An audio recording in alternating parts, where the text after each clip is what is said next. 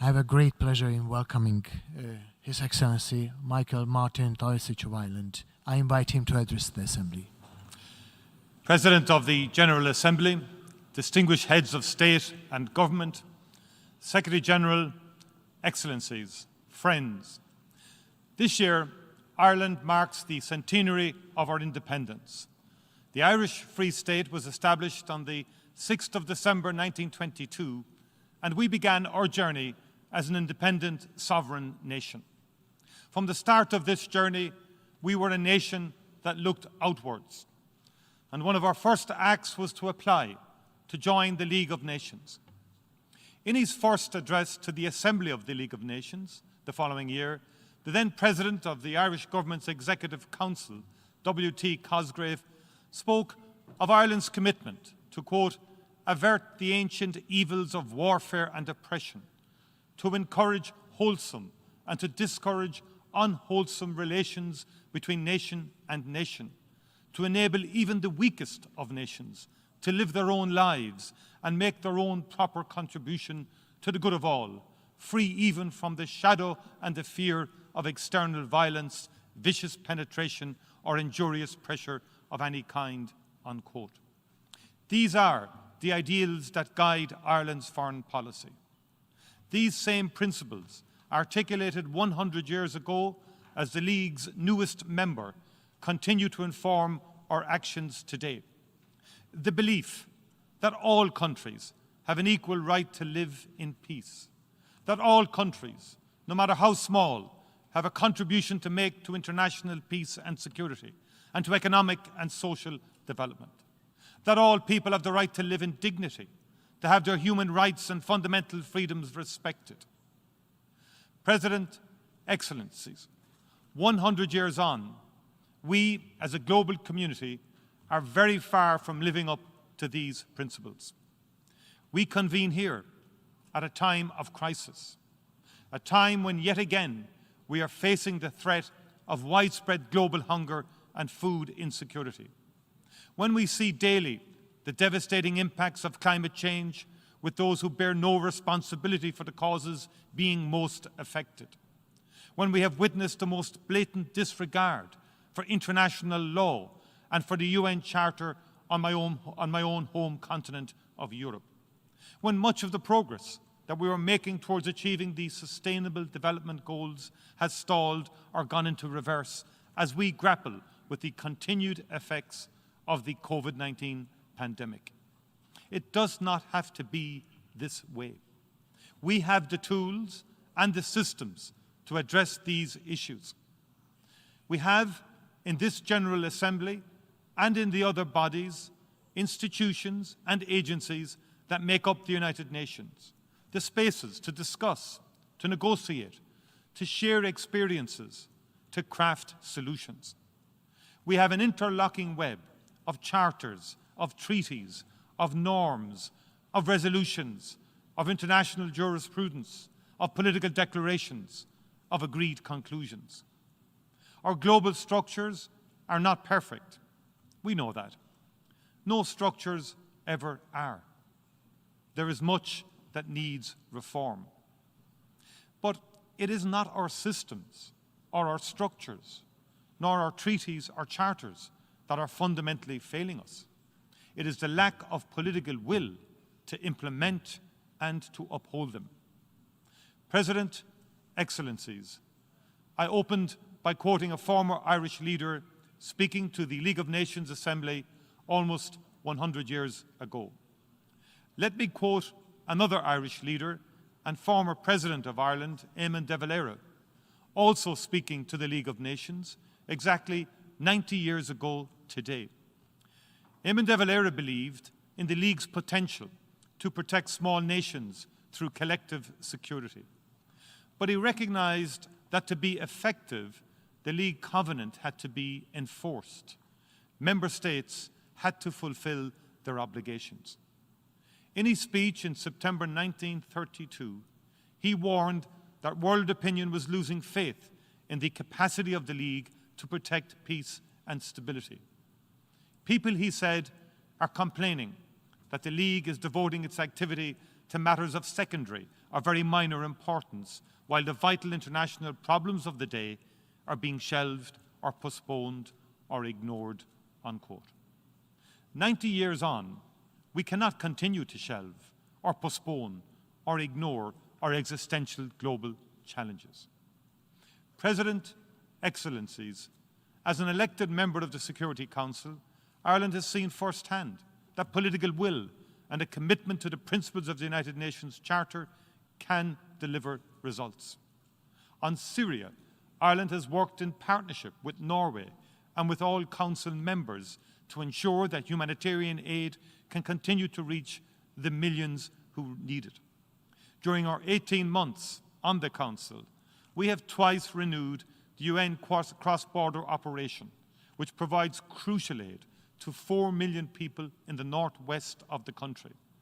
Ireland will continue to work to keep that critical lifeline open, and we urge other members of the Council to support a further renewal.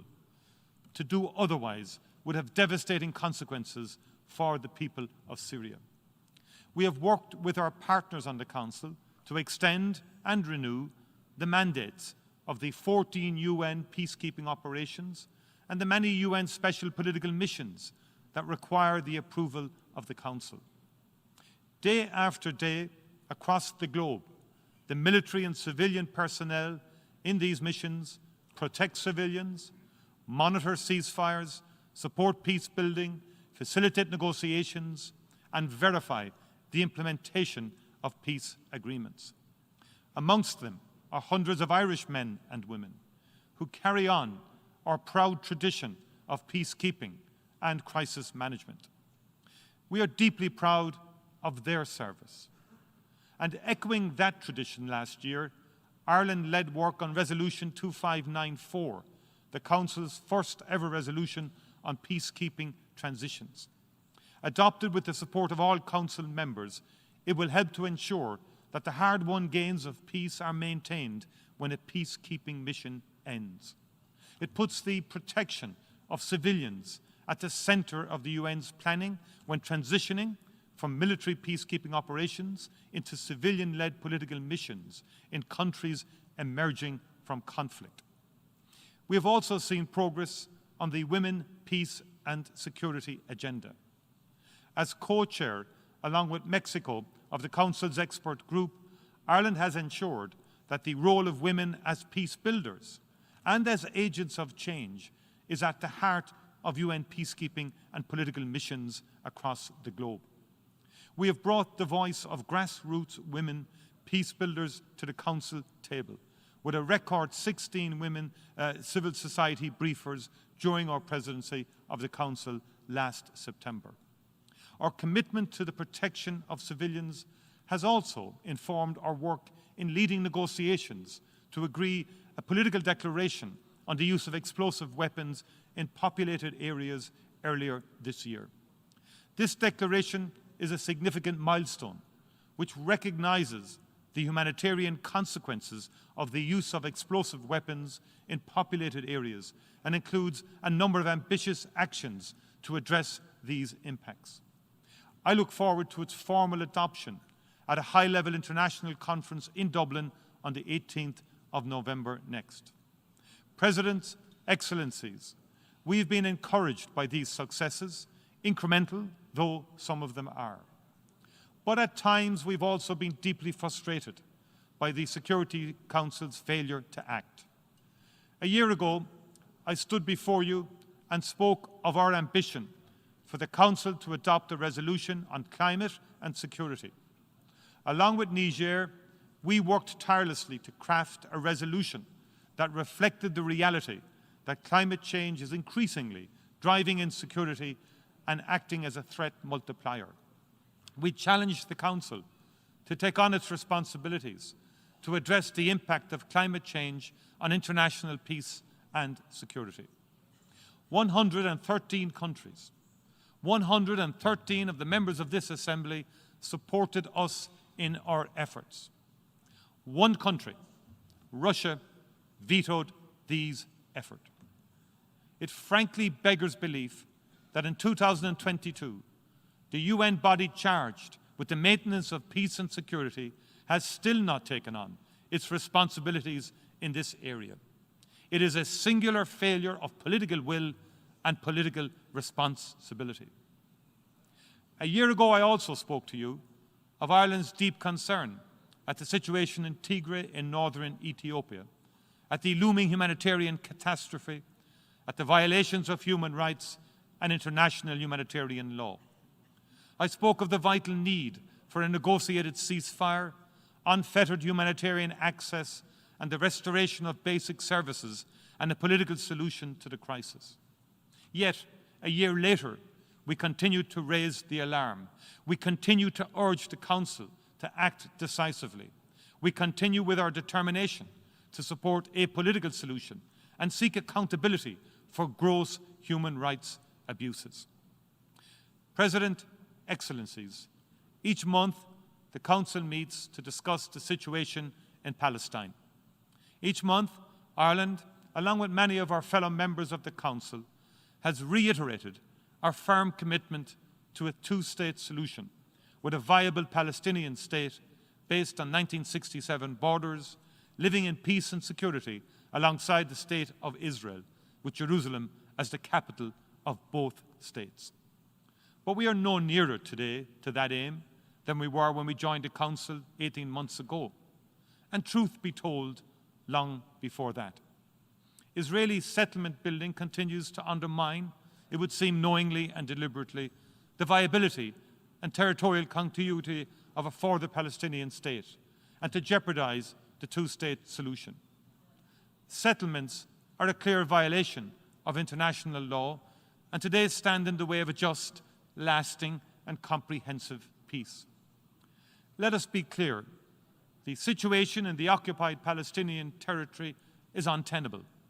We cannot and must not become inured to it. We cannot tolerate a situation where young Palestinian people have no confidence in political progress and no hope for the future. The risk, the very real risk, is that the space for the political middle ground is being squeezed out, lessening further the prospects of a just and lasting solution. The international community must renew its efforts. Progress will not be possible without addressing the root causes of the conflict.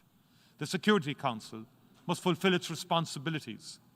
Crucially, it must work for compliance with its own resolutions. On Afghanistan, since the Taliban takeover of Kabul, Ireland has resolutely defended the human rights of the Afghan people, particularly women and girls, and we've increased our humanitarian aid. We helped to ensure that the mandate for the UN mission in Afghanistan, adopted in March, was directly informed by the courageous activism of Afghan women, and we have pushed for accountability for the Taliban's actions. But we continue to witness the ongoing erosion of the rights of Afghan citizens, particularly women and girls, but also those of ethnic and religious minorities and the LGBTQI+ community. September is a month when many students around the world return to school. For girls in Afghanistan, there is no return. They have now been out of school for more than a year. This is a clear violation of their fundamental rights and freedoms. Their potential will not be fulfilled, and that of Afghanistan weakened if this situation continues to prevail. President, Excellencies, at this time of heightened nuclear threat, it is deeply regrettable that one country alone, Russia, prevented agreement at the 10th Review Conference of the Nuclear Non-Proliferation Treaty last month.